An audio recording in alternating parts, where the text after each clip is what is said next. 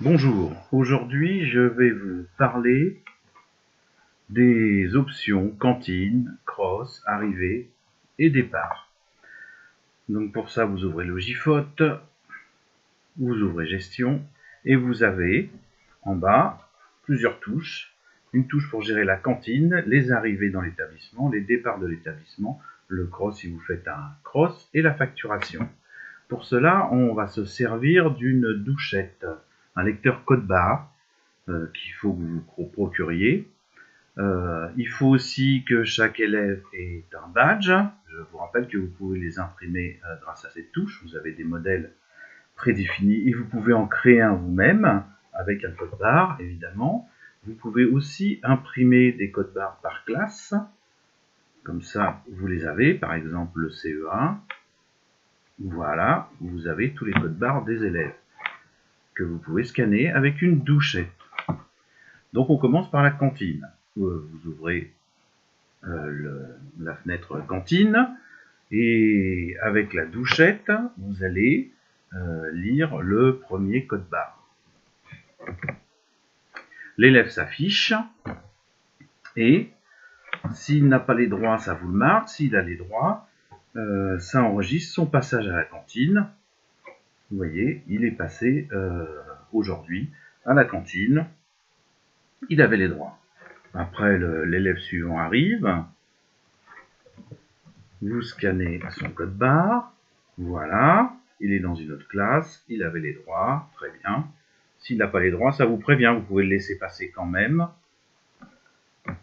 Mais vous pourrez ressortir après les élèves qui sont passés sans les droits, etc. Un troisième élève, etc. Voilà. Vous pouvez après imprimer toute la table, pour la journée bien sûr, si vous voulez. Vous pouvez la sauvegarder, si vous faites un clic droit sur la table, vous voyez, vous avez exporté la table vers Excel, vers Word, etc. Vous pouvez rechercher des élèves passés sans les droits en tapant une date. Vous pouvez aussi imprimer les droits qui n'ont pas été utilisés. Vous pouvez aussi modifier les droits de deux façons. Soit vous marquez, par exemple, que celui-là n'a pas le droit d'entrer à la cantine le lundi et le mardi.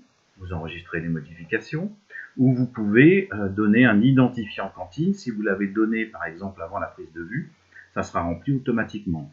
Qui est de la forme L majuscule pour lundi, M majuscule pour mardi, M petite E pour mercredi, J majuscule pour jeudi et V majuscule pour vendredi. S'il y a toutes ces lettres-là, eh ben, ils ont les droits tous les jours. S'il n'y a qu'un L et un M, ils ont que lundi et mardi, etc. Voilà le principe de la cantine. Pour les arrivées-départs, les deux touches, c'est la même chose, sauf qu'il y en a une fenêtre pour les arrivées et une fenêtre pour les départs. Nous n'en verrons donc qu'une, puisque c'est la même chose. Pour les arrivées, si vous voulez enregistrer les arrivées dans l'établissement, c'est pareil, il faut qu'ils aient leur badge ou vous ayez les listes. Et donc, quand un élève arrive, vous scannez son code barre, ça marque le nom et le prénom, bien sûr, si la base de données a été remplie, son code barre et la date d'arrivée avec sa photo. Et vous pouvez bien sûr imprimer les listes après en faisant des sélections, arrivée après, arrivée avant, le mois, le jour, etc. Ça vous permet d'enregistrer toutes les arrivées et départs dans l'établissement. Pour le cross, donc quand vous ouvrez la fenêtre cross, ça vous demande si vous voulez commencer un nouveau cross. Oui, ça vide la table. Dans ces cas-là, ça vous demande plusieurs fois la même chose pour être sûr que vous ne fassiez pas d'erreur. Quand vous faites un cross, bien sûr, il faut faire départ quand c'est le départ. Si vous voulez classer les élèves par classe, vous pouvez choisir l'option classe. Il vous prévient toutefois que pour les classes, c'est réservé au collège, et il faut que les classes commencent soit par un 6 pour les 6e, un 5 pour les 5e, un 4 pour les 4e et un 3 pour les 3e. Si ce n'est pas le cas, ça ne fonctionnera pas, il ne détectera pas les classes. Et pareil pour l'âge, si vous voulez par classe d'âge, il faut que vous ayez donné les dates de naissance avec le fichier au départ avec les noms, prénoms, classe. Il faudra qu'il y ait aussi la date de naissance, sinon il ne peut pas classer par âge. Sinon, il ne peut y avoir aucune sélection. Donc vous faites le départ et le cross démarre. et vous scannez le premier élève qui arrive, ça vous donne les temps, heure de départ, heure d'arrivée, etc. S'il y en a un autre qui arrive, j'en scanne un autre élève arrive, ça vous donne pareil, ça vous calcule combien de temps il a mis pour faire le cross. Vous pouvez donc après, bien sûr, sélectionner des classes, imprimer les résultats en fin de cross pour avoir l'ordre d'arrivée.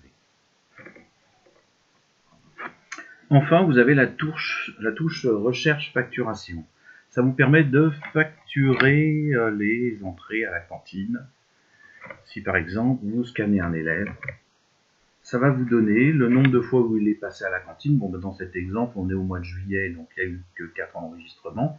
Donc vous avez 4 enregistrements au mois de juillet, il est passé 4 fois.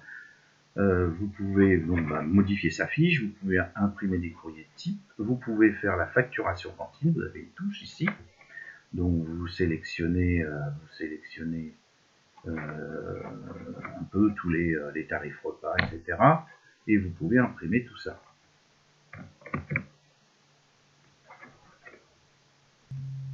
Pour cet élève, par exemple, si on fait la facturation cantine, si les repas sont à 6 €, par exemple, et qu'on veut imprimer, eh bien, on a son nom, le nom de l'élève, etc.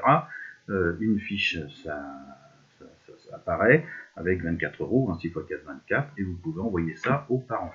Bien sûr, il faut avoir rempli l'entête de l'établissement, c'est quand même mieux, et l'adresse des élèves, si vous voulez, qui est l'adresse.